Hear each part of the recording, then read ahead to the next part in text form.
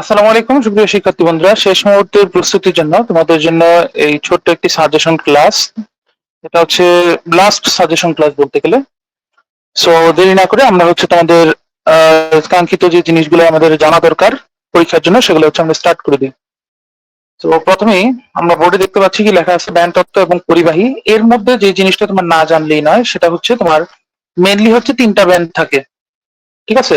পরিবহন ব্যান্ড, যোজন ব্যান্ড এবং নিষিদ্ধ ব্যান্ড। শক্তি ব্যান্ড হচ্ছে মূলত তিনটা টাইপের। একটা হচ্ছে তোমার পরিবহন ব্যান্ড, একটা হচ্ছে যোজন ব্যান্ড, আর একটা হচ্ছে তোমার নিষিদ্ধ ব্যান্ড, ঠিক আছে? পরিবহন, যোজন এবং নিষিদ্ধ ব্যান্ড। এখন এখানে কাহিনী হলো, নিষিদ্ধ ব্যান্ড সবসময় পরিবহন এবং যোজন ব্যান্ডের ঠিক মধ্যখানে অবস্থান করে। অর্থাৎ নিষিদ্ধ ব্যান্ড যত ছোট হবে ততই সেটা পরিবাহীর দিকে আগাবে, এবং নিষিদ্ধ ব্যান্ড যত বড় হবে সেটা ততই অপরিবাহী, হ্যাঁ, দিকে আগাবে। এইভাবে হচ্ছে আমরা মেইনলি ক্লাসিফাই করে থাকি। দেন চলে আসো পদার্থের মধ্যে যে জিনিসটা, যে অন্তরক পদার্থ, পরিবাহী, অর্ধপরিবাহী, রেঞ্জ গুলো কিরকম। সচরাচর অন্তরক পদার্থ বা অপরিবাহীর ক্ষেত্রে তোমার রোধের রেঞ্জটা থাকে, ঠিক আছে? অপরিবাহী পদার্থে সাধারণত রোধের রেঞ্জটা থাকে 10⁻12 ওহম মিটার, এই ক্রমের মধ্যে, ঠিক আছে? বাট পরিবাহী পদার্থের ক্ষেত্রে, ঠিক আছে, পরিবাহী পদার্থের ক্ষেত্রে তোমার এই রেঞ্জটা হয়ে যায় 10⁻−8 ওহম মিটার, অর্থাৎ খুবই কম। এইটা হলো তোমার রেঞ্জ। লাস্ট ওয়ান হচ্ছে তোমার অর্ধপরিবাহী। অর্ধপরিবাহীর মধ্যে রেঞ্জটা কিরকম থাকে? অর্ধপরিবাহীর আপেক্ষিক রোধের রেঞ্জ হয় 10⁻⁻4, সামটাইমস কখনো কখনো 10⁻⁻5, এবং এইখান থেকে শুরু করে তোমার হচ্ছে 10⁻8, এই ক্রমের মধ্যে থাকে। আর মেইনলি হচ্ছে অর্ধপরিবাহী ক্ষেত্রে তোমার হচ্ছে ডোপিং করা হয়। ডোপিং মানে তোমার আহ, বৈজ্ঞানিক উপায়ে ভেজাল মেশানো আর কি। ডোপিং হচ্ছে শতকরা তোমার কি করা হয়, 10 লক্ষ ভাগের 1 ভাগ হচ্ছে তোমার কি করা হয়, ডোপিং মিশানো হয়, ঠিক আছে? ডোপিং মিশানো মানে পরিমাণ হলো এতটুকু। ডোপিং মিশানো পরিমাণ হলো কতটুকু, 10 লক্ষ ভাগের 1 ভাগ, ঠিক আছে? আর অপদ্রব্য মিশালে সচরাচর অর্ধপরিবাহীর ক্ষেত্রে তোমার পরিবাহকত্ব বৃদ্ধি পায়। আবার অর্ধপরিবাহীর মধ্যেও দুইটা প্রকারভেদ আছে। দুইটা প্রকারভেদ কি কি বললাম? বিশুদ্ধ এবং হচ্ছে দূষিত বা মানে তোমার হচ্ছে কি ভেজাল করা, ঠিক আছে? সো অর্ধপরিবাহী মেইনলি হচ্ছে তোমার দুইটা রকম হতে পারে, বিশুদ্ধ, যেটাকে হচ্ছে আমরা অনেক সময় বলে থাকি ইন্ট্রিনসিক, আর একটা হচ্ছে অবিশুদ্ধ বা দ্বৈত, যেটাকে আমরা বলে থাকি কি এক্সট্রিনসিক।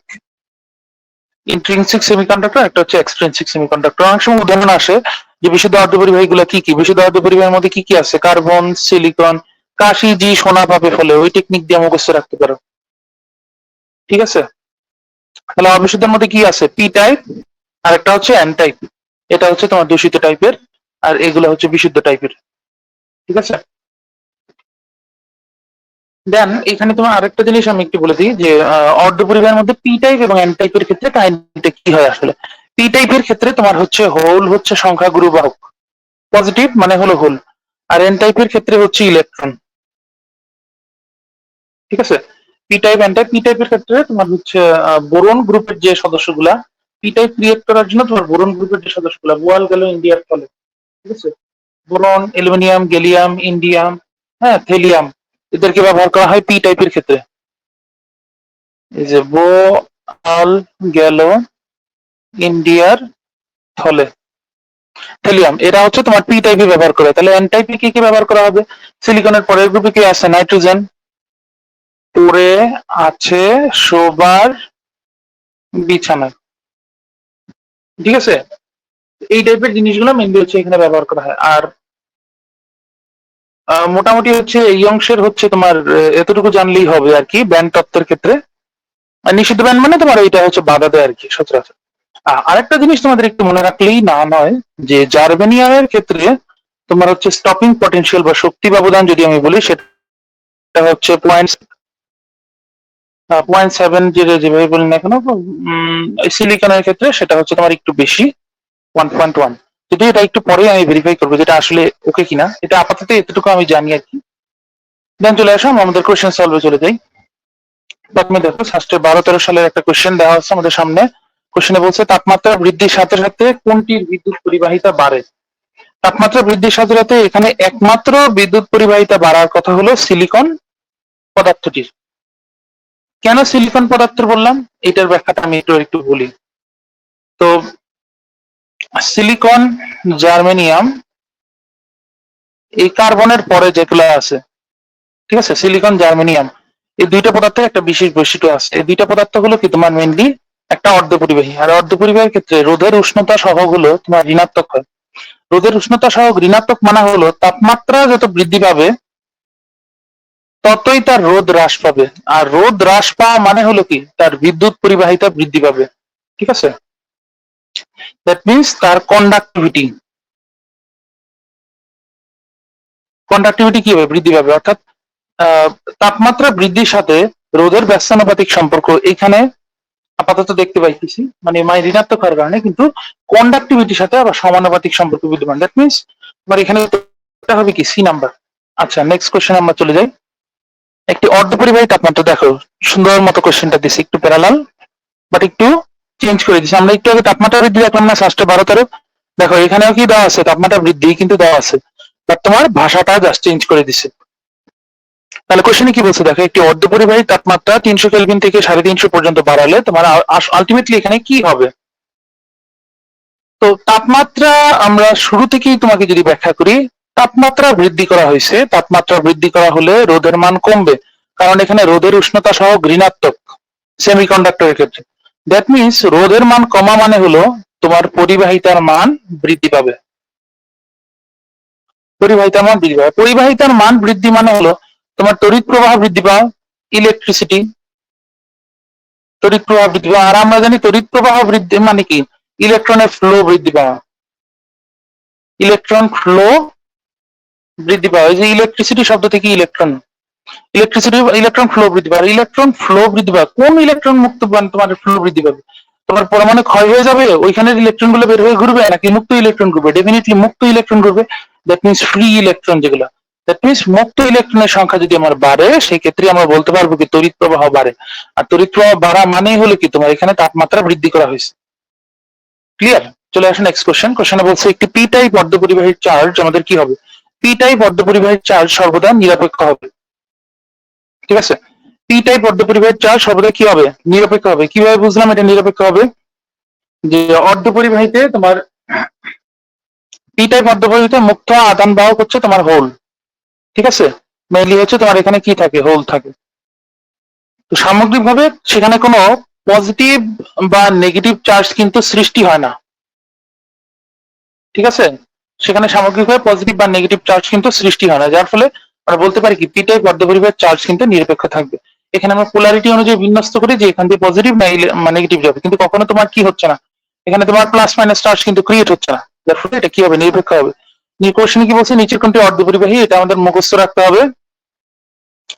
এই চাইরের উত্তর এখানে বি নাম্বার হবে। যে তোমাদের টেকনিক বলছিলাম, কা, সি, জি, সোনা, পাবে, ফলে, এই টেকনিক অনুযায়ী এটা মুখস্থ রাখবো যে এই গ্রুপের সবাইকে আমরা অর্ধপরিবাহী কনসিডার করবো। ঠিক আছে, আচ্ছা চলে আসো নেক্সট কোশ্চেন। নিচের কোনটি অর্ধপরিবাহী নয়। আমরা কি পড়ছিলাম, কা, সি, জি, সোনা, পাবে, ফলে। সেই অনুযায়ী আমার এখানে কার্বন অর্ধপরিবাহী, সিলিকন অর্ধপরিবাহী, হ্যাঁ, তারপরে জার্মেনিয়াম অর্ধপরিবাহী, টিন, এসএন, টিন, স্ট্যানাম, এটা অর্ধপরিবাহী। তাহলে একমাত্র অর্ধপরিবাহী নয় কে, অ্যালুমিনিয়াম। তাহলে সে কোন গ্রুপে আছে, বোরনের গ্রুপে আছে, এই জন্য সে অর্ধপরিবাহী নয়। তারপরে 6 নম্বর কোশ্চেনে আসো। 6 নম্বর কোশ্চেনে বলছে কত কেলভিন তাপমাত্রায় অর্ধপরিবাহী অন্তরক হিসেবে কাজ করে। তাপমাত্রা যত তুমি কমাইতে যাবা ততই সে হচ্ছে কি হইতে থাকবে, অন্তরক বা ঠান্ডা হওয়ার, মানে তোমার একবারে রোধকের মতো কাজ করা শুরু করবে। তো সেই হিসেবে বাস্তবিক ভাবে আমরা তাপমাত্রা একদম জিরো করে যদি দিই, ঠিক আছে, 0 কেলভিন তো সর্বনিম্ন তাপমাত্রা বলতে গেলে, 0 কেলভিন তাপমাত্রা যদি আমি নিয়ে যাই, তখনই সে কি হিসেবে কাজ করা শুরু করবে, অন্তরক হিসেবে কাজ করবে, যেটাকে আমরা বলে থাকি কি -273 ডিগ্রি সেলসিয়াস। ক্লিয়ার? ওকে, চলে আসো নেক্সট। অর্ধপরিবাহীতে যোজন ব্যান্ড ও পরিবহন ব্যান্ডের মধ্যবর্তী নিষিদ্ধ শক্তি ব্যবধানের ক্রম কত। ক্রমের কথা আমরা বলতেছিলাম, তাই না? অর্ধপরিবাহীর ক্ষেত্রে সচরাচর তোমার যোজন ব্যান্ড হচ্ছে পরিপূর্ণ করা থাকে, বাট অর্ধপরিবাহীতে পরিবহন ব্যান্ডটা খালি থাকে। তো সেই ক্ষেত্রে অর্ধপরিবাহীর ক্ষেত্রে পরিবহন ব্যান্ডের তোমার ডিফারেন্সটা সচরাচর তোমার 1.1 ইলেকট্রোভোল্ট থেকে তোমার 1 ইলেকট্রোভোল্ট পর্যন্ত হতে পারে। ঠিক আছে, এটা হচ্ছে আমাদের সেমিকন্ডাক্টরের ক্ষেত্রে শক্তি ব্যান্ডের ব্যবধান। মোটামুটি এইটুকু আমি বলতে পারি যে ব্যান্ডের মধ্যে যে শক্তির যে ব্যবধান থাকে সেটা আমি যদি একটু সংক্ষেপে বলি। বাট এটা যদি তোমার কি বলে ইনসুলেটর হয় বা অপরিবাহী হয়, ঠিক আছে, ইনসুলেটর বা অপরিবাহী হয়, সেই ক্ষেত্রে তোমার শক্তি ব্যবধান থাকবে অনেক বেশি। সেটা থাকবে তোমার 6 ইলেকট্রোভোল্ট থেকে 15 ইলেকট্রোভোল্ট। আর পরিবাহের মধ্যে আমরা সচরাচর শক্তি ব্যান্ডের পার্থক্য আমরা দেখি না। ঠিক আছে, সচরাচর আর কি, যে আমি যদি কন্ডাক্টর বলি সেক্ষেত্রে অ্যাপ্রক্সিমেটলি 0 ভোল্ট। ঠিক আছে,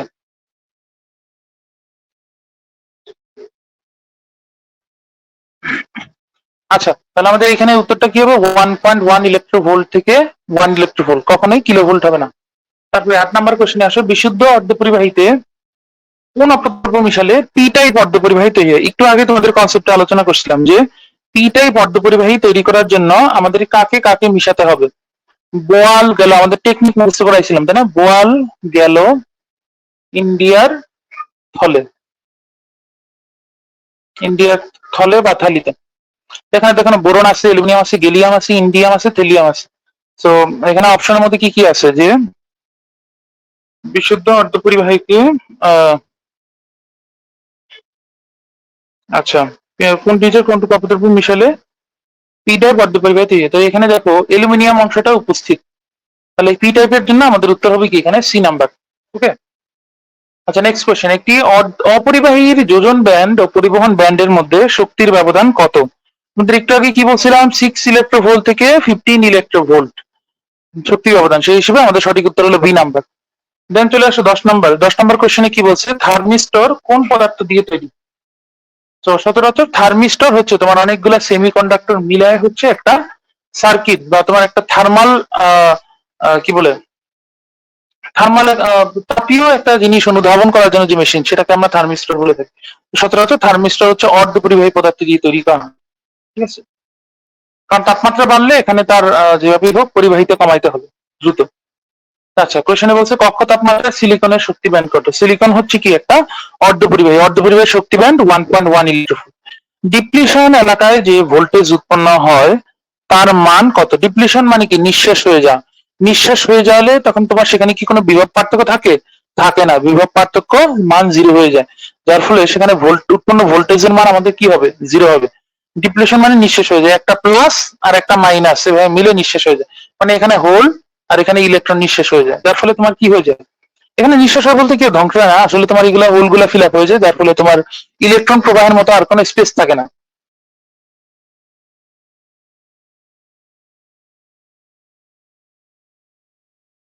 আচ্ছা, আমরা এখন 2 নম্বর কনসেপ্টে আসি। 2 নম্বর কনসেপ্টে আমরা এখন আলোচনা করব জাংশন বায়াস নিয়ে, যেখানে হচ্ছে মেইনলি আমরা দেখার চেষ্টা করব যে তোমার পিএন জাংশন ডায়োড এগুলোর ক্ষেত্রে আমরা জিনিসগুলো আসলে কিভাবে আমরা ক্যালকুলেট করে থাকি। ঠিক আছে, তো যা বায়াস হচ্ছে মেইনলি দুই ধরনের, একটা হচ্ছে তোমার ফরওয়ার্ড বায়াস, একটা হচ্ছে তোমার ফরওয়ার্ড বায়াস, আর একটা হচ্ছে তোমার রিভার্স বায়াস। এই দুই রকম বায়াসের সমন্বয় হচ্ছে তুমি হচ্ছে দেখতে পাবা হচ্ছে সার্কিটের মধ্যে। ঠিক আছে, ফরওয়ার্ড বায়াস এবং রিভার্স বায়াস। সো সচরাচর রিভার্স বায়াসে কখনোই তড়িৎ প্রবাহ সচল থাকে না, বাট ফরওয়ার্ড বায়াসের ক্ষেত্রে তড়িৎ প্রবাহ সচল থাকে। সেক্ষেত্রে তড়িৎ প্রবাহ এবং রোধের মধ্যে আমরা একটা সম্পর্ক দেখতে পাই, voltage difference divided by current difference, অথবা ডিভি ডিভাইডেড বাই ডিআই।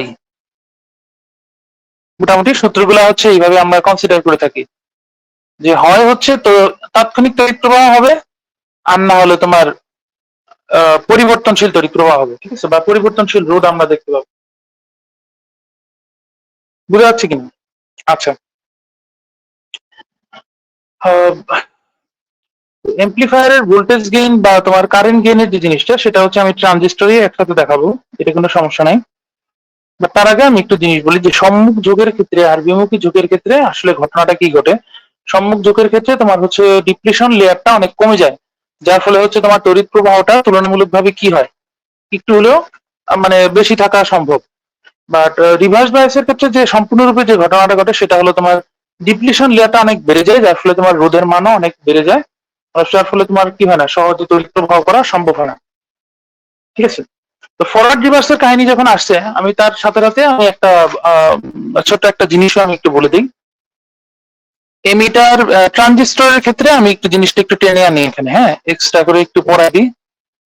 ট্রানজিস্টরের মধ্যে তোমার জাংশন গুলা কি কি থাকে, এমিটার বেস জাংশন আর কালেক্টর বেস জাংশন, মানে কমন বেস জাংশনের ক্ষেত্রে যে সার্কিটটা, সেক্ষেত্রে আমার কাজের ধরনটা তোমাদের একটু ক্লিয়ার করে দিই। এমিটার বেস জাংশন যদি তোমার ফরওয়ার্ড বায়াসে থাকে, কালেক্টর বেস জাংশন যদি তোমার রিভার্স বায়াসে থাকে, সেই ক্ষেত্রে এইটা তোমার এমপ্লিফায়ার বা বিবর্ধক হিসেবে কাজ করবে।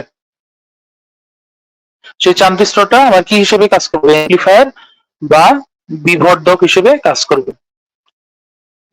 এমিটার বেস জাংশন যদি ফরওয়ার্ড, কালেক্টর বেস জাংশন যদি ফরওয়ার্ড, সেক্ষেত্রে আমি এটাকে সুইচ অন হিসেবে কম্পেয়ার করতে পারি, এবং দুইটাই যদি তোমার রিভার্স বায়াসে থাকে, সেই ক্ষেত্রে সেটাকে আমরা সুইচ অফ হিসেবে কম্পেয়ার করতে পারি। অর্থাৎ এই দুইটার মাধ্যমে আমরা সচরাচর লজিক্যাল সুইচ অন অফটা আমরা ব্যাখ্যা করে থাকি। ঠিক আছে, logical switch on of circuit যেগুলো ক্রিয়েট করা হয়, সেগুলো হচ্ছে এইভাবে, এই দুইটাই ফরওয়ার্ড বা দুইটা রিভার্স দিয়ে করা হয়। এখন প্রথমটা যদি তোমার রিভার্স বায়াস হয়, দ্বিতীয়টা যদি ফরওয়ার্ড বায়াস হয়, এখানে এমপ্লিফায়ার বা বিবর্ধন যেভাবে হয়েছিল তার ঠিক উল্টা কাজটা হবে এখানে। দ্যাট মিনস তোমার এখানে কি হবে, তোমার হচ্ছে কি বলে, কাট অফ মুড যেটাকে বলে, কাট অফ মুড তো আমি বলতে পারবো না, তোমার এটা কাট অফ মুড মানে হলো অফ বা কাট আউটের মতো। এইখানে এটাকে আমি কি বলবো, যে সিগন্যাল ডিগ্রেডেশন, মানে তোমার সিগন্যালের পাওয়ার হচ্ছে কমায় দেয়। ঠিক আছে, বা সিগন্যাল হচ্ছে কম শক্তিশালী করা।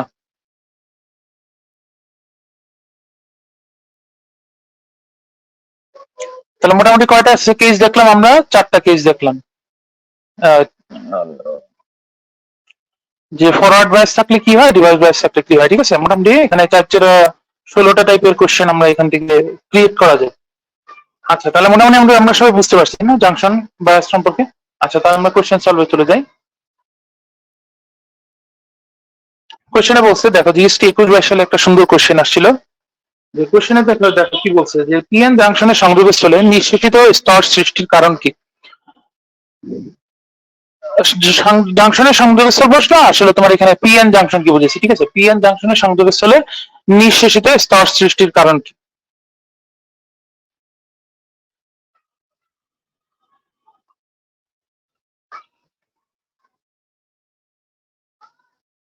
পিএন জাংশনের সংযোগস্থলে নিঃশেষিত স্তর সৃষ্টির কারণগুলো মেইনলি কি কি হতে পারে, তোমাদের একটু আগে বলছিলাম যে আহ ব্যাখ্যাটা আমি একটু বলি। একটা বক্স রাখলাম, মনে করো তোমার এখানে পিএন জাংশন, তো এইখানে হচ্ছে মেইনলি কি হচ্ছে, হোল গুলো থাকতেছে, আর এন টাইপ অংশে হচ্ছে তোমার ইলেকট্রন অংশগুলোর আধিক্য থাকতেছে। পিএন জাংশনের ক্ষেত্রে এই ডিপ্রেশন স্তর সৃষ্টির কারণটা হলো মেইনলি তোমার ব্যাপন বলা যায়। ঠিক আছে, তো গতিশীল আধান হচ্ছে, যেমন গতিশীল আধান যদি আমি চিন্তা করি ইলেকট্রন কি, গতিশীল আধান যদি ব্যাপন প্রক্রিয়ায় এই যে এই অংশটা পার হয়ে তোমার যদি এখানে চলে আসে, তাহলে তো তোমার এই অংশটা কি হয়ে যাচ্ছে, তোমার এই হোলগুলো ফিল আপ হয়ে যাচ্ছে। তো এই হোলগুলো ফিল আপ হলে হোলের ডিরেকশন তখন তোমার এদিকে, ইলেকট্রনের ডিরেকশন তখন তোমার কোন দিকে, এই বাঁ দিকে থাকতেছে। তো গতিশীল আধান ব্যাপন প্রক্রিয়া এই অঞ্চলে আসে তোমার অ্যাকচুয়ালি কি হয়ে যাচ্ছে, নিঃশেষ হয়ে যাচ্ছে, বা হোল ফিল আপ করে তোমার হচ্ছে কি বলে, চার্জের মান হচ্ছে নিঃশেষ করে দিচ্ছে বলতে পারো। তো গতিশীল আধান যদি এভাবে যদি তোমার এই অংশে এসে যদি নিঃশেষ হয়ে যায়, পুরো সার্কিটকে সে কমপ্লিট করতে পারবে, পুরো সার্কিট কিন্তু সে কমপ্লিট করতে পারবে না, এখানে এসে যদি সে ধরা পেয়ে যায়, যার ফলে তোমার এখানে আলটিমেটলি এই অংশে কোনো গতিশীল আধান পাবা না। অর্থাৎ পি এর জাংশন সংযোগস্থলে নিঃশেষিত স্তর সৃষ্টির একমাত্র প্রধান কারণ হলো কি, আধান বাহকের ব্যাপন। যেমন ধরো এখানে ইলেকট্রন কি, ঋণাত্মক আধান বাহক, ঋণাত্মক আধান বাহক হচ্ছে তোমার এখানে কি, ইলেকট্রন। ঋণাত্মক আধান বাহক তোমার এখানে এসে কি হয়ে যাচ্ছে, নিঃশেষ হয়ে যাচ্ছে, যার ফলে সে সার্কিট কমপ্লিট করতে পারতেছে না। হ্যাঁ, যার ফলে আমরা বলতে পারতেছি কি, যে তোমার এখানে আধান বাহকের ব্যাপন বা ডিফিউশন যে ঘটনাটা, সেই ঘটনাটার কারণে মেইনলি হচ্ছে নিঃশেষিত স্তর সৃষ্টি হচ্ছে। নেক্সট 2 নাম্বার কোশ্চেনে চলে আসে সবাই একটু ফাস্ট। কোন পিএন জাংশনে 0.1 ভোল্ট বিভব পার্থক্য পরিমাণ, কোশ্চেন থেকে আগে ধারাগুলো নিয়ে নেবে। বিভব পার্থক্য পরিবর্তন, দ্যাট মিনস এটাই হচ্ছে ডেল ভি। তড়িৎ প্রবাহের পরিবর্তন পাওয়া গেল 400 মিলিমিটার, দ্যাট মিনস এটা হচ্ছে ডেল আই। গতীয় রোধ কত? গতীয় রোধ dynamic resistance, del V divided by del I, del V divided by del I. Del V কত? 0.1, ডেল আই কত? 400 milli ampere, that means 10 inverse 3। 10 inverse 3 মানে উপরে হচ্ছে 1000 গুণ হবে, 1000 গুণ হওয়া মানে হলো 0.1 এর সাথে 1000 গুণ হলে 100, একটা শেষ হয়ে যাবে। তাহলে তোমার কত আসতেছে? 400, 1/4, 4/25 100, এত ওহম, 0.25 ওহম। কোশ্চেন বলছে পিএন জাংশন সম্মুখ ঝুঁকে থাকলে এর রোধ কি হবে?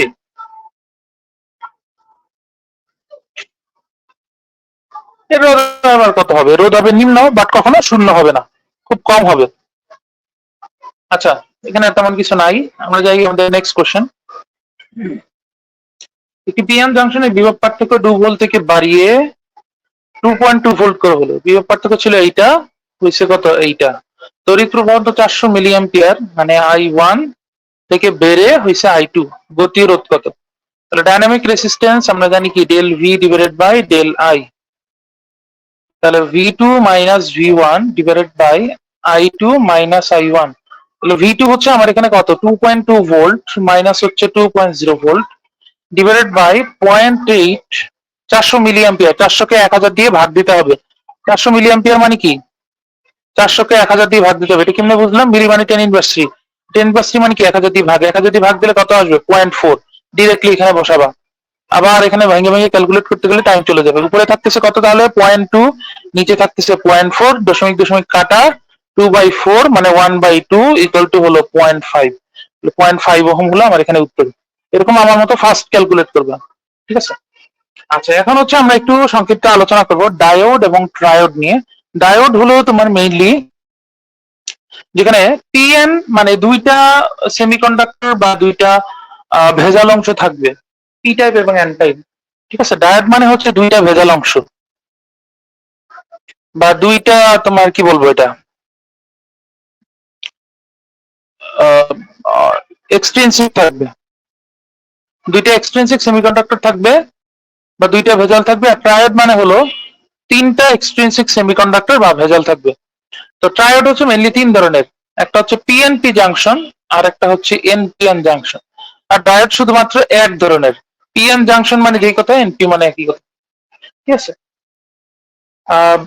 এর সাধারণত ডায়োড হচ্ছে তোমার রেকটিফায়ার হিসেবে ব্যবহার করা হয়, যেমন ধরো এসি কে ডিসি কে এসি থেকে ডিসি তে কনভার্ট করে, যেটা হচ্ছে সবচেয়ে বেশি ব্যবহার করা হয় তোমার হচ্ছে মানে তোমার কি বলে হাফ ওয়েভ রেকটিফায়ার, যেটা কানেকশন বলে। ফুল ওয়েভ রেকটিফায়ারও আমরা কি ব্যবহার করতে পারি? ডায়োড ব্যবহার করতে পারি। আর হচ্ছে তোমার সিগন্যাল ডিটেক্টর হিসেবে ব্যবহার করা হয়, ঠিক আছে? সংকেত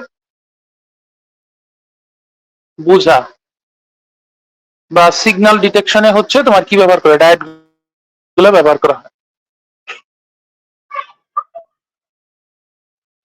আর লাইট এমিটিং ডায়োড হচ্ছে তোমার, লাইট এমিটিং শব্দটাই লুকানো আছে। লাইট এমিটিং মানে আলোক নিঃসরণকারী ডায়োডকে বলা হয় এলইডি। আর এলইডি ডায়োড শব্দ দিয়ে বোঝা যাচ্ছে এটা হচ্ছে পিএন জাংশন ডায়োড।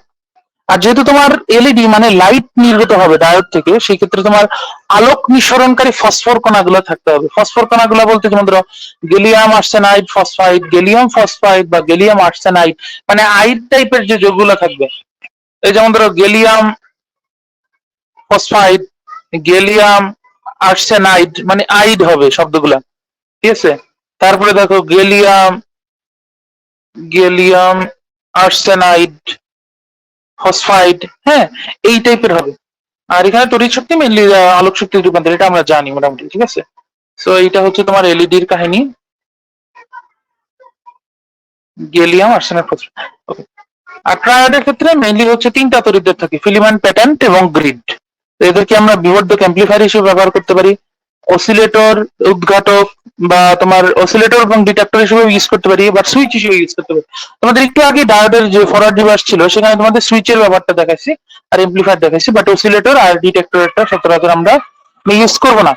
আর আরেকটা হচ্ছে তোমার field effect transistor, FET. Field effect transistor. Field effect ট্রানজিস্টরের ক্ষেত্রে মেইনলি হচ্ছে তোমার তিনটা অংশ থাকে, সোর্স, ড্রেন এবং গেট, এসডিজি।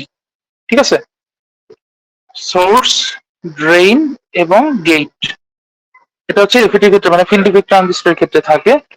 ফিল্ড ইফেক্ট ট্রানজিস্টরের সুবিধা হলো তোমার ইনপুট রোধ বেশি, ক্ষমতা লাভ দীর্ঘ, সম্পূর্ণ নয়েজ লেভেল আর কম।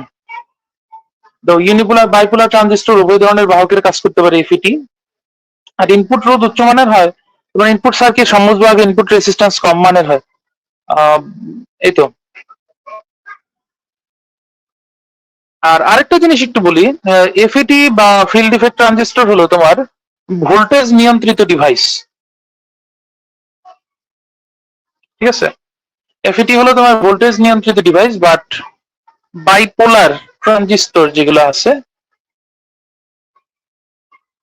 এগুলো কিন্তু আবার কারেন্ট কন্ট্রোলড। ঠিক আছে, তোমার বাইপোলার ট্রানজিস্টর যেগুলো আছে এগুলো হচ্ছে তোমার কারেন্ট নিয়ন্ত্রিত ডিভাইস। এই হচ্ছে আমাদের মোটামুটি আদ্য প্রান্ত। দেন আমরা চলে যাই আমাদের নেক্সট কোশ্চেন। কোশ্চেনে বলছি কি দেখো, দ্বিমুখী প্রবাহকে একমুখী প্রবাহে পরিণত করতে কি ব্যবহার করা হয়? একটু আগে আমরা যেটা দেখলাম যে ডায়োডকে ব্যবহার করা হয়, এখানে তেমন কিছু নাই। জাংশনের প্রতিবন্ধক স্তরের বেধ। ঠিক আছে, ডায়োডের পিএন জাংশন যেটা আছে, প্রতিবন্ধক স্তরের বেধ হচ্ছে তোমার কখন বৃদ্ধি পায় বা কখন হ্রাস পায়। এটা কিছুটা হলো জাংশনের কোশ্চেন। পিএন জাংশনের ক্ষেত্রে আমরা যেটা ব্যাখ্যা করি, পিএন জাংশনের ক্ষেত্রে তোমার প্রতিবন্ধক স্তরের বেধ হালকা ডোপিং এ হ্রাস পায়, ঘন ডোপিং এ হ্রাস পায়, নাকি তোমার বিপরীত যোগ পরিহিত বৃদ্ধি পায় প্রযুক্ত ভোল্টেজ নেবে। ডোপিং এর সাথে তোমার হ্রাস বৃদ্ধির সম্পর্ক না, মেইনলি হচ্ছে ঝোঁকের সাথে হ্রাস বৃদ্ধির সম্পর্ক। রিভার্স বায়াসে তোমার রোধ বাড়ে, রিভার্স বায়াসে কি রোধ বাড়ে। প্রতিবন্ধক স্তরের বেধ মানে কি তোমার রোধ বৃদ্ধি পায় আর কি, অ্যাকচুয়ালি এটাকে বোঝানো হয়েছে। তাহলে উত্তর হলো সি নাম্বার। এলইডি কোন ধরনের ডায়োড? তো আগেই বললাম ডায়োড মানে পিএন। কোনটি বাইপোলার ডিভাইস? কোনটি বাইপোলার ডিভাইস? বাইপোলার মানে দুইটা পোল সংক্রান্ত। এখানে তোমার ট্রানজিস্টর উত্তর হতে পারে। আমার কাছে ট্রানজিস্টর মনে হচ্ছে উত্তর। আচ্ছা, আমরা আমাদের নেক্সট কোশ্চেনে চলে যাই। আচ্ছা, এখন হচ্ছে আমরা একটু আলোচনা করব ট্রানজিস্টর নিয়ে। আমরা একটু দ্রুত একটু এক নজরে দেখে ফেলি ট্রানজিস্টরের ঘটনাগুলো কি কি। সো ট্রানজিস্টরের ক্ষেত্রে তোমার হচ্ছে ইভিসি কনফিগারেশনে আমরা থাকি। সেক্ষেত্রে কারশফের সূত্রগুলো খাটে এমিটার কারেন্ট ইকুয়াল টু হচ্ছে বেস কারেন্ট প্লাস হচ্ছে collector current, EVC configuration.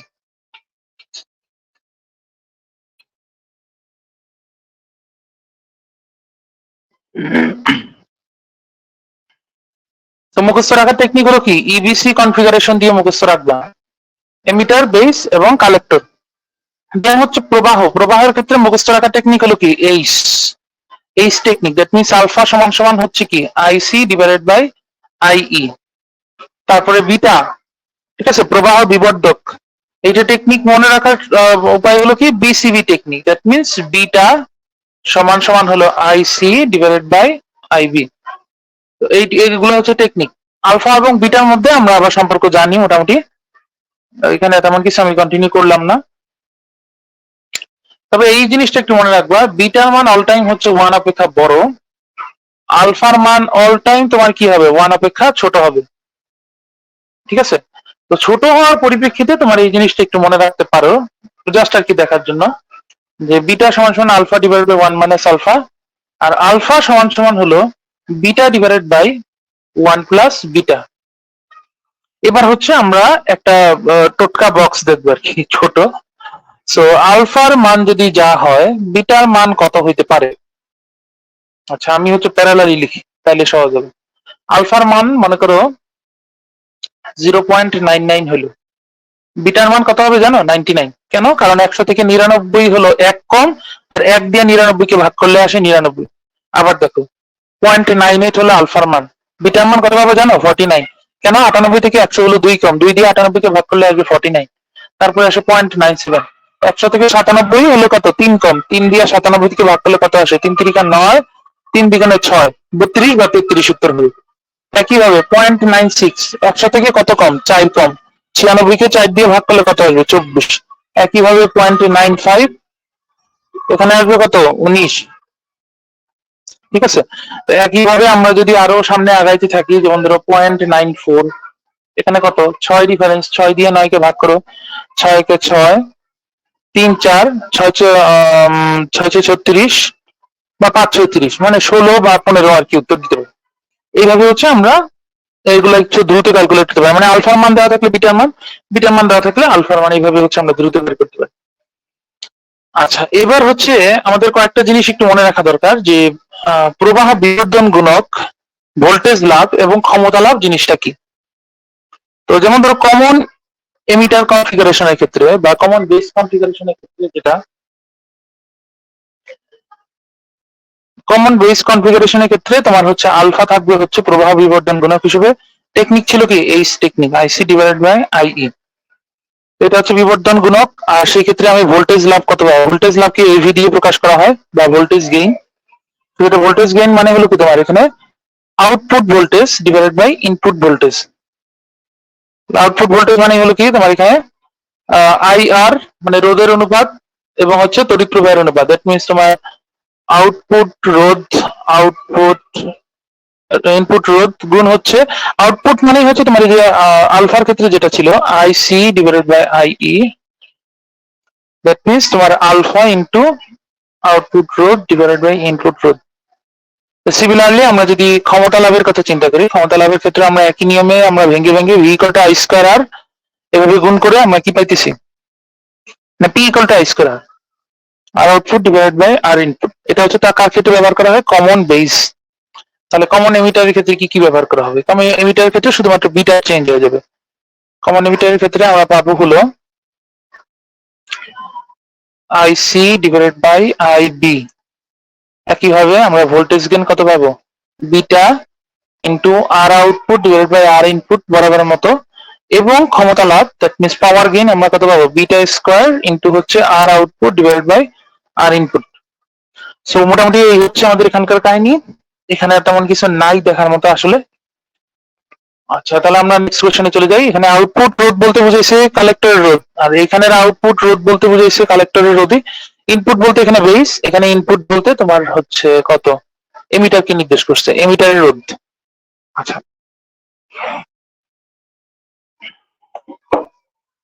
Question হচ্ছে অডিও ফ্রিকোয়েন্সির জন্য কোন ধরনের ডিভাইস ব্যবহার করা হয়। অডিও ফ্রিকোয়েন্সি নরমালি হচ্ছে তোমার কি করা হয়, এমপ্লিফাই করা হয়। ঠিক আছে, এমপ্লিফাই করা হয় কখন, যেমন যখন তোমার হচ্ছে একটা ফরওয়ার্ড বায়াস, মানে তোমার কমন এমিটার হচ্ছে ফরওয়ার্ড বায়াস আর নিচেরটা হচ্ছে রিভার্স বায়াসে থাকে।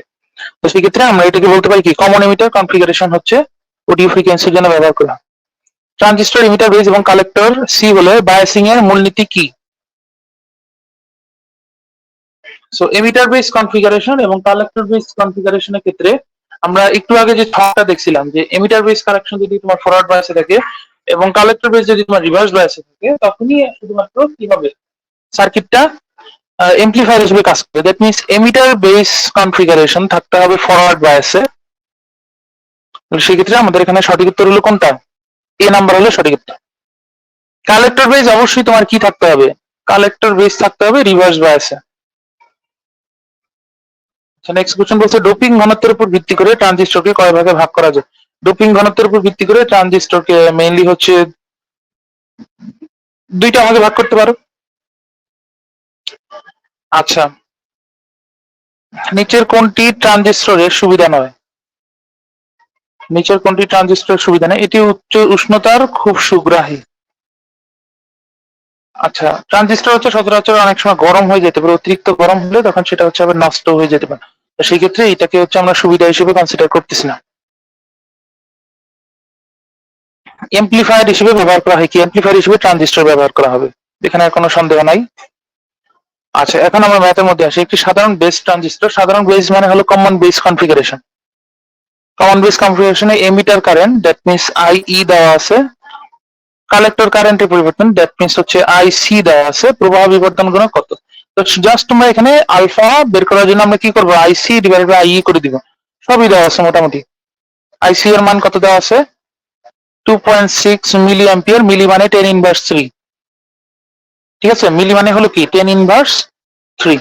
আর আইই এমিটার কারেন্ট কত দেওয়া আছে, 3.1 10 টু দি পাওয়ার -3। তাহলে 10 to the power -3 10 to the পাওয়ার -3 কাটা 26/31 মোটামুটি একের একটু নিচে থাকবে উত্তর। একের একটু নিচে উত্তর হিসেবে আমার ক্যালকুলেট করে বের করা দরকার নাই, এটার কাছাকাছি উত্তর অলরেডি অপশনে দেওয়া আছে। যে এইসব ক্ষেত্রে তোমার হচ্ছে ক্যালকুলেশন না করে খানিকটা সেন্স কভার করলে দ্রুত উত্তর করা যায় সব ম্যাথ। আচ্ছা দেন হচ্ছে নেক্সট কোশ্চেনে আসো। কোন ট্রানজিস্টর আইসি আই দেওয়া আছে বরাবর মতো, এখানে আলফা বের করতে বলছে। আলফা ইকুয়াল টু হচ্ছে আইসি ডিভাইডেড বাই আই। আমরা ডাটাগুলো বসাই দিই, সব মিলি অ্যাম্পিয়ার, ভাঙা দরকার নেই, কাটাকাটি করে ফেলবো। 1.2 মিলি অ্যাম্পিয়ার, 1.25 মিলি অ্যাম্পিয়ার। তাহলে দশমিক যদি আমরা উঠাই দিই 120 ডিভাইডেড বাই 125, তাহলে কত আসে? 5 5 যেখানে 10, 4 5 20, আর এখানে 25। তাহলে 25 দিয়ে আমরা যদি 24 কে ভাগ করতে যাই, মোটামুটি একের একটু নিচে আসবে, একবারে বেশি একবারে ছোট ডাটা আসবে না। তো সেই হিসেবে এখানেও আমরা কাল্পনিক উত্তর আমরা বই করতে পারি, এ নাম্বার হলো উত্তর। একের একটু নিচে আসবে, 24/25 কি একের সামান্য নিচে, কখনোই না। পয়েন্ট আসছি, এত ছোট ডাটা বা 9.6 × 10 এত ছোট ডাটা কখনোই এখানে আসবে না। তো এইভাবে হচ্ছে আমরা ক্যালকুলেট করবো, অর্থাৎ বিগত সালে সাস্টের কোশ্চেন গুলো আমরা যেগুলো দেখতেছি।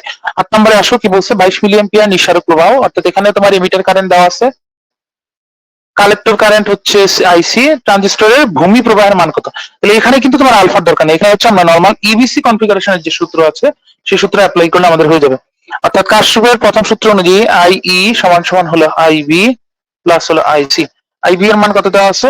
আচ্ছা আইবি এর মান দেওয়া নেই, এটাই বের করবে। তাহলে আইবি সমান সমান কত? আইই মাইনাস হলো আইসি। আইই হচ্ছে কত দেওয়া আছে? 22 মিলি অ্যাম্পিয়ার মাইনাস হলো 19 মিলি অ্যাম্পিয়ার।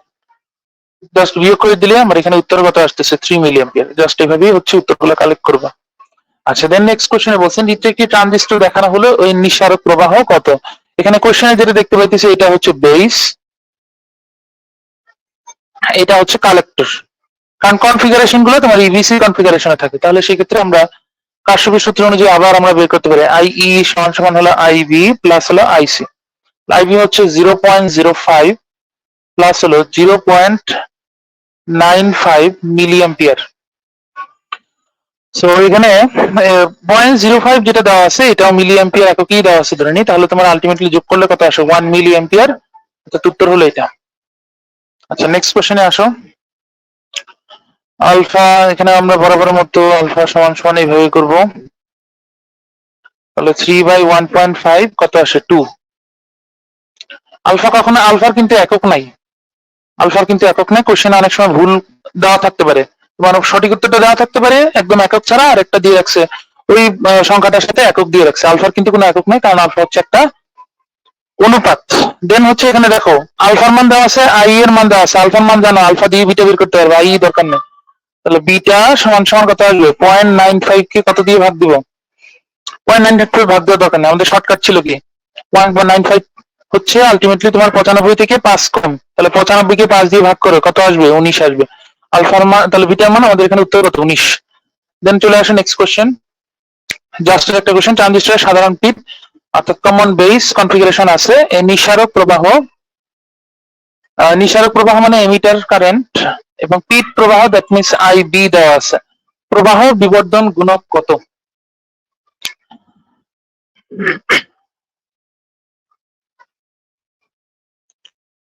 প্রবাহ বিবর্ধন গুণক বলতে মেইনলি তোমার এখানে বিটাকে কনসিডার করা হয়েছে, বিটা মান বের করবে। তাহলে বিটা সমান সমান হলো আইসি ডিভাইডেড বাই আইবি। আইসি এর মান দেওয়া আছে, আইসি এর মান দেওয়া নেই।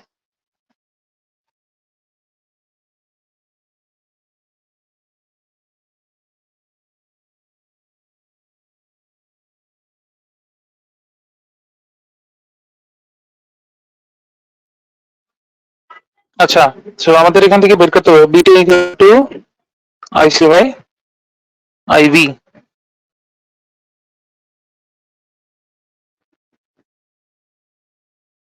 সো অ্যাকচুয়ালি আমার কোশ্চেনের মধ্যে দেখো আইসি কিন্তু দেওয়া নেই, প্রবাহ বিবর্ধন গুণক, প্রবাহ লাভ। আচ্ছা, সো প্রবাহ বিবর্ধন গুণক মোস্ট প্রবাবলি হচ্ছে তোমার আলফা। তো আলফাতে কনভার্ট করি, আলফা সমান সমান হচ্ছে আইসি ডিভাইডেড বাই আইই। এখানে আইসি এর মান যদি আমার এখানে বের করতে হয়, এমিটার ভ্যালু তো দেওয়া আছে, আইসি এর ভ্যালু যদি আমরা বের করতে, আমাদের সেক্ষেত্রে আমরা সূত্র অ্যাপ্লাই করতে পারি আইই ইকুয়াল টু হলো আইবি প্লাস হলো আইসি। তাহলে আই সি ইকুয়াল টু হচ্ছে আই ই মাইনাস হলো আই বি। আই ই এর ভ্যালু কত আছে 0.85 মিলি অ্যাম্পিয়ার, এখান থেকে বাদ দিবে হচ্ছে 0.05 মিলি অ্যাম্পিয়ার। আলটিমেটলি 5 এর অংশটা বাদ দিলে আমার কত আসতেছে 0.8 মিলি অ্যাম্পিয়ার। আমরা এখানে আইসি এর ভ্যালুটা আগে বসাই, আইসি এর ভ্যালু হচ্ছে 0.8 মিলি অ্যাম্পিয়ার, আর আইই এর ভ্যালু হচ্ছে 0.85 মিলি অ্যাম্পিয়ার। মিলি অ্যাম্পিয়ার কাটা, দ্যাট মিনস 80 ডিভাইডেড বাই 85। তাহলে আমরা কাটাকাটি করি, 5 ষোলো 80, 5 17 85, 16 দিয়ে আমরা 17কে ভাগ করি, 0.9 রাফ করি, ছোট একটা ম্যাথ তো রাফ করলেই হয়, সমস্যা নেই। কত আসে 170 থেকে 17 বাদ দিলে থাকে কত 153, কত আসতেছে 7। তাহলে আমরা 4 17 68, 5 ষোলো 80, 4 17 68, দ্যাট মিনস আমাদের ক্লোজ কল ভ্যালু হলো কোনটা 0.94। এইভাবে হচ্ছে আমরা এগুলো উত্তর বের করবো। দেন চলে আসো আরেকটি কোশ্চেন, ট্রানজিস্টর সংগ্রাহক প্রবাহ ভূপ্রবাহ হলে নিঃসারক প্রবাহ কত? That means IC IB IE, easy question, এটাও তোমরা করতে পারবা। তারপরে বলছে ট্রানজিস্টরের রাশিগুলো আলফা বিটার মান কত হবে। সো আলফা বিটার মান যদি আমার এখানে বের করতে হয় আইসি ডিভাইডেড বাই আইই দিয়ে করে ফেলবো, ডাটা যেগুলো দেওয়া আছে এটা দিয়ে। বিটা যদি করতে হয় আইসি ডিভাইডেড বাই আইবি, তার যোগ বিয়োগ করে বের করতে পারবো। তারপরে কোশ্চেন হচ্ছে ট্রানজিস্টর আয়তন কালেক্টর কারেন্টের পরিবর্তন, আর একটা হচ্ছে এমিটার কারেন্টের পরিবর্তন। এক্ষেত্রে কারেন্ট অ্যামপ্লিফিকেশন ফ্যাক্টর কত? কারেন্ট অ্যামপ্লিফিকেশন ফ্যাক্টর হলে কি তোমার এখানে বিটা বিটা দিয়ে করতে পারো 15 নম্বর এই কোশ্চেনটা সলভ, বা আলফা দিয়ে করতে পারো। আর এখানে যদি তোমার দুইটা মান দেওয়া আছে 0.98 দেখা যাচ্ছে, 0.99, দুইটা না তো একটা মান দেখা যাচ্ছে, এখানে তোমার আলফা বের করলেই হবে। কারেন্ট অ্যামপ্লিফিকেশন বা প্রবাহ বিবর্তন গুণক হচ্ছে সচরাচর আলফাকে নির্দেশ করে, আলফা বের করলে হবে, এটা তোমরা নিজেরা করতে পারবা। সো আমরা হচ্ছে এবার কনসেপ্ট নাম্বার 5 আসি, নাম্বার সিস্টেম আর লজিক গেট সম্পর্কিত। নাম্বার সিস্টেম সম্পর্কে তোমাদের সংক্ষেপে যদি বলতে হয়, তুমি যেই সংখ্যায় রূপান্তর করতে চাচ্ছ একটা ডেসিমালকে, সেই সংখ্যার ভিত্তি দিয়ে তুমি ভাগ করবা। যেমন ধরো ডেসিমাল থেকে বাইনারিতে নিতে চাইলে 2 দিয়ে ভাগ করে ভাগশেষ নিবা, অক্টালে নিতে চাইলে 8 দিয়ে ভাগ করে ভাগশেষ নিবা, হেক্সাডেসিমালে নিতে চাইলে 16 দিয়ে ভাগ করে ভাগশেষ নিবা। ভাগশেষ গুলো সব কি হবে, নিচ থেকে উপরের দিকে হবে, কারণ নিচেরটা হচ্ছে মোস্ট সিগনিফিকেন্ট বিট আর উপরেরটা হচ্ছে লেস সিগনিফিকেন্ট বিট। এটা হচ্ছে তোমার পূর্ণ সংখ্যার ক্ষেত্রে। আর দশমিক অংশের জন্য যেই সংখ্যায় তুমি রূপান্তর করবে ওই সংখ্যা দিয়ে গুণ দিবা। যেমন ধরো বাইনারিতে রূপান্তর করতে চাইলে 2 দিয়ে গুণ, অক্টালে 8 দিয়ে গুণ, হেক্সাডেসিমাল 16 দিয়ে গুণ। ঠিক আছে, এইভাবে হচ্ছে আমাদের করতে হবে দশমিকের অংশটার জন্য। নেওয়ার পরে উপর থেকে নিচের দিকে যাবা এই ডান দিকে বা দিকের অংশের জন্য। আচ্ছা, আর হচ্ছে এটা হচ্ছে তোমার ডেসিমাল থেকে অন্য যে কোনো সংখ্যা পদ্ধতিতে, ঠিক আছে, ডেসিমাল থেকে অন্য যে কোনো সংখ্যা পদ্ধতি। আর যদি অন্য যে কোনো সংখ্যা পদ্ধতি থেকে তুমি যদি ডেসিমালে আসতে চাও, সেই ক্ষেত্রে যেটা করতে হবে সেটা হলো তোমার দশমিকের আগের ঘরগুলা 2 টু দি পাওয়ার 0 দিয়ে গুণ, 2 টু দি পাওয়ার 1 দিয়ে গুণ, এইভাবে হচ্ছে করতে করতে, আর দশমিকের পরে যেগুলো আছে সেগুলোর হচ্ছে 2 ইনভার্স 1 দিয়ে গুণ প্রথমটা, তারপরে হলো 2 ইনভার্স 2, তারপরে হলো 2 ইনভার্স 3, গুণ দিয়ে সবগুলা হচ্ছে তোমার কি করতে হবে আলটিমেটলি যোগ করতে হবে। এটা হচ্ছে বাইনারি ক্ষেত্রে। অক্টালের ক্ষেত্রে R2 এর পরিবর্তে 8, হেক্সাডেসিমালের ক্ষেত্রে 16, এইভাবে হচ্ছে আমাদের করতে হবে। আর ইন্টারনালি চেঞ্জ করার জন্য, যেমন ধরো অক্টাল থেকে তুমি যদি হেক্সাডেসিমালে যেতে চাও বা হেক্সাডেসিমাল থেকে তুমি যদি অক্টালে যেতে চাও, সেক্ষেত্রে তোমার কি করতে হবে, বাইনারি ঘরগুলা 4 to 1 ফিক্স করতে হবে অক্টালের ক্ষেত্রে, আর হেক্সাডেসিমালের ক্ষেত্রে 8 4 to 1 ফিক্স করতে হবে। মোটামুটি এই হচ্ছে আমাদের সংক্ষেপে হিসাব। বাইনারিতে 1 + 1 = হচ্ছে তোমার 10, আর বুলিয়ানের ক্ষেত্রে 1 + 1 = 1। এটা একটু মাথায় রাখতে হবে, ঠিক আছে। এটা হচ্ছে বাইনারি, এটা হচ্ছে বুলিয়ান। আমরা কোশ্চেন সলভে চলে যাই। দেখো জিএসটি 21-22 সালে একটা কোশ্চেন আসছে, নাম্বার সিস্টেমে কোশ্চেন গুলো সচরাচর দিয়ে থাকে, তোমার রাজশাহী ইউনিভার্সিটিতে দেয় আবার জিএসটি তেও দেয়। কোশ্চেন বলছে এত সমতুল্য ডেসিমাল সংখ্যা কত। এই বাইনারি সংখ্যাকে আমার আগে কিসে রূপান্তর করতে হবে, ডেসিমালে রূপান্তর করতে হবে। আমরা কি জানি যে বাইনারি থেকে ডেসিমালে রূপান্তর করতে হলে কি করতে হবে, সেই সংখ্যার ভিত্তি দিয়ে গুণ করতে হয়। তো যেহেতু এটা পূর্ণ সংখ্যা দেখা যাচ্ছে, আমরা এই 1 কে গুণ করব 2 টু দি পাওয়ার 0, এই 1 কে গুণ করব 2 টু দি পাওয়ার 1, এই 1 কে গুণ, এই 0 কে গুণ করব 2 টু দি পাওয়ার 2, এই 1 কে গুণ করব 2 টু দি পাওয়ার 3, এই 0 কে গুণ করব 2 টু দি পাওয়ার 4, এই 1 কে গুণ করব 2 টু দি পাওয়ার 5 দিয়ে। তাহলে চলো আমরা গুণ করা শুরু করি। তো প্রথম থেকে স্টার্ট করে 1 into 2 to the power 5 plus 0 into 2 to the power 4 plus 1 into 2 to the power 3 plus 0 into 2 to the power 2 plus 1 into 2 to the power 1 plus 1 into 2 to the power 0. তাহলে এরা 0 এরা 0 এগুলো বাদ। 2 to the power 5 মানে কত 32, 2 to the power 3 মানে কত 8, 0, 2 plus 1 কত আসতেছে 8 আর 2 10 আর 1 11, আলটিমেটলি আসতেছে কত 43। আমাদের উত্তর কত হবে কত 43। এইভাবে হচ্ছে বের করবা। দেন চলে আসে নেক্সট কোশ্চেন, 0 থেকে 9 সংখ্যা পর্যন্ত আলোকিত করার জন্য সর্বমোট কয়টি এলইডি লাইটের প্রয়োজন হবে? সো 0 থেকে 9 পর্যন্ত আলোকিত করার জন্য সর্বমোট আমি যদি এলইডি কাউন্ট করি, 0 জন্য তোমার লাইট ইমিটিং ডায়োড যেহেতু, তো লাইট ইমিটিং ডায়োডের ক্ষেত্রে আমার হচ্ছে পিএন জাংশন ব্যবহার করা হয়। ঠিক আছে, এটা যদিও এক্সট্রা আর কি, দরকার নেই, জাস্ট আর কি ব্যাখ্যাটা জেনে রাখো। পিএন জাংশন ডায়োড যদি ব্যবহার করা হয় এলইডির ক্ষেত্রে, সেক্ষেত্রে 0 থেকে 9 সংখ্যা আলোকিত করার জন্য পিএন জাংশন ডায়োডের তোমার একটা কানেকশন যদি তুমি অন করো, তো মোটামুটি তোমার এখানে কতটা থাকতে পারো, মোটামুটি 60টা ধরা যায়। ঠিক আছে, 0 থেকে 9 সংখ্যা পর্যন্ত আলোকিতের জন্য মোটামুটি 60টা ধরা যায়। আইসিতে কোনটি উপস্থিত থাকে? ইন্টিগ্রেটেড সার্কিটে সর্বদা মনে রাখতে হবে ট্রান্সফরমার অনুপস্থিত থাকে। ট্রান্সফরমার কি বলে, ইন্টিগ্রেটেড সার্কিটে ট্রান্সফরমার কোনো দরকার হয় না ভোল্টেজ আপ ডাউনের জন্য। আচ্ছা, এখানে তেমন কিছু নেই। আচ্ছা, এইবার দেখো এই সংখ্যাটা একটু ভালো মতো নোটিস করে, কারণ এই ক্যাটাগরির একটা কোশ্চেন একটু সামনে পাবা। তো এই অক্টাল সংখ্যাকে তোমার ডেসিমালে কনভার্ট করতে হবে। তো অক্টাল সংখ্যাকে ডেসিমালে কনভার্ট করার একমাত্র উপায় হলো 4 to 1 কনফিগারেশনে চলে যাও। তাহলে আমাদের 5 কে আমি যদি ভাঙি 101, এটা হচ্ছে 4 to 1 কনফিগারেশন। আর 2 কে আমি যদি ভাঙি, ঠিক আছে, আমার কনফিগারেশন করতে 010।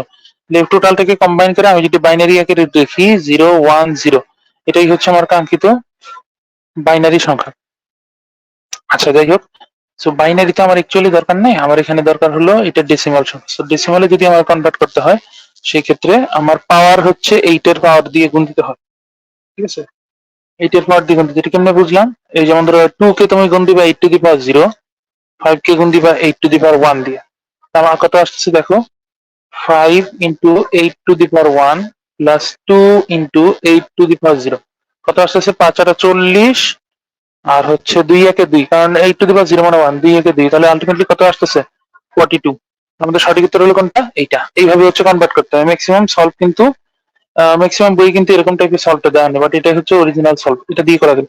হেক্সাডেসিমাল সংখ্যা 1f এর বাইনারি মান, তো হেক্সাডেসিমাল সংখ্যাকে বাইনারিতে নিতে হলে আমাদের 8421 কনফিগারেশনে চলে যাবে। প্রথমেই f কে আমরা ভাঙার চেষ্টা করব। f হচ্ছে 15 এর সমতুল্য, 15 মানে সবগুলো অন থাকবে। তারপরে আসে হলো 1 এর ক্ষেত্রে শুধু এই কর্নারেরটা অন থাকবে। তাহলে 1f কে আমি যদি বাইনারিতে লিখতে যাই, আমি এভাবে লিখতে পারি 0001, তারপরে হলো 4টা 1, দ্যাট মিন্স টোটাল হচ্ছে 5টা 1 থাকতে হবে এবং সামনে হচ্ছে 0 থাকতে হবে। সেই হিসেবে সঠিক উত্তর হলো এ নাম্বার। এইভাবে হচ্ছে নাম্বার সিস্টেমের কনফিগারেশন গেল। দেখো আরেকটা কোশ্চেন, এই ডেসিমাল সংখ্যা থেকে বাইনারিতে নিতে হবে। তাহলে 64 কে আমরা যদি বাইনারিতে নিতে হয়, সোজা 2 দিয়ে ভাগ করা শুরু করবো। 32 দ্বিগুণে 64 ভাগশেষ 0, 2 দিয়ে ভাগ করলে 16 দ্বিগুণে 32 ভাগশেষ 0, আবার 2 দিয়ে ভাগ করলে 8 দ্বিগুণে 16 ভাগশেষ 0, 4 দ্বিগুণে 8 ভাগশেষ 0, 2 দ্বিগুণে 4 ভাগশেষ 0, 2 একে 2 ভাগশেষ 0, আবার 2 দিয়ে ভাগ করো 2 0 মাইনাস 1। তাহলে আমরা যদি নিচ থেকে উপরের দিকে যাই, কি কি আসে? একের পরে 1 2 3 4 5 6, 6টা শূন্য। একের পরে 6টা শূন্য, কটা অপশন আছে যে দেখো, একমাত্র এই অপশনই আছে একের পরে 6টা। এটা হচ্ছে সঠিক উত্তর। নিকো বলছে নিচের কোনটি মৌলিক গেট না? আমরা জানি মৌলিক গেট হচ্ছে 3টা, or gate, and gate, and not gate, এরা হচ্ছে মৌলিক গেট। অর এন্ড নট এরা যদি মৌলিক গেট হয়, মৌলিক গেট না কে? NAND gate. আর ন্যান্ড গেটকে আমরা বলে থাকি কি ইউনিভার্সাল গেট বা সার্বজনীন গেট। ঠিক আছে, ন্যান্ড গেট এবং আরেকটা হলো আমার নর গেট। এই দুটা গেটকে আমরা সার্বজনীন গেট বলে থাকি। কেন? কারণ এই গেট দিয়ে যে কোনো গেট আমরা কি করতে পারি? বাস্তবায়ন করতে পারি, যে কোনো রকমের গেট। আচ্ছা, নেক্সট কোশ্চেন দেখো, এই সত্যক সারণী কোন লজিক গেটের সাথে জড়িত? কোশ্চেনে বলছে কি যে সত্যক সারণীটি কোন লজিক গেটের সাথে জড়িত। লজিক গেট থেকে আমরা কনসিডার করব কিভাবে, লজিক গেট থেকে ইকুয়েশন বের করাটা আমাদের শিখতে হবে। কিভাবে বের করবে? দেখো, এখানে কোনোটারই ইনপুট কি নাই, 1 নাই, মানে 0 নাই। সবগুলাই জিরো, কোনোটারই ইনপুট কি নাই, আউটপুট বা ওয়ান নাই। দ্যাট মিনস এই প্রত্যেকটা ক্ষেত্রে ইনপুট হচ্ছে ব্যর্থ। তাহলে কখন তোমার একমাত্র আউটপুট ওয়ান পাচ্ছ, যখন দুইটাই আছে। দ্যাট মিনস এ এবং বি দুইটাই যখন আছে তখনই তুমি আউটপুট ওয়ান পাচ্ছ। কেন বুঝলাম? দুইটা ঘড়ি অন, দুইটা ঘড়ি অন মানে কারোর উপর নট বসবে না। কিন্তু যদি এখানে এখানে ওয়ান পাইতা, তোমার এখানে বসাইতে হতো এ বি নট। এখানে যদি তুমি ওয়ান পাইতে, এখানে বসানো হইতো কি এ নট বি। এভাবে হচ্ছে গেট থেকে ইকুয়েশন বের করে। তাহলে বোঝা যাচ্ছে কি স্পষ্টত এটা হচ্ছে একটা এন্ড গেট। সত্যক সারণী থেকে ইকুয়েশন বের করাটা তুমি যত দ্রুত পারবা, গেট সংক্রান্ত জিনিস নিয়ে তোমার টেনশন তত কমে যাবে বলতে গেলে। তো মোটামুটি এই হচ্ছে আমাদের ক্লাস। খুব সংক্ষেপে হচ্ছে সাজেশন আকারে ক্লাসটি সাজিয়ে দেওয়া হলো। আশা করি সবাই ক্লাসটি হচ্ছে দ্রুত রিভিশন দিবে। আর কমেন্ট বক্সে কিন্তু, কমেন্ট না, তোমার ডেসক্রিপশন বক্সে কিন্তু আমাদের ক্লাস নোটটি দেওয়া থাকলো, ড্রাইভ লিংক। সকলকে ধন্যবাদ।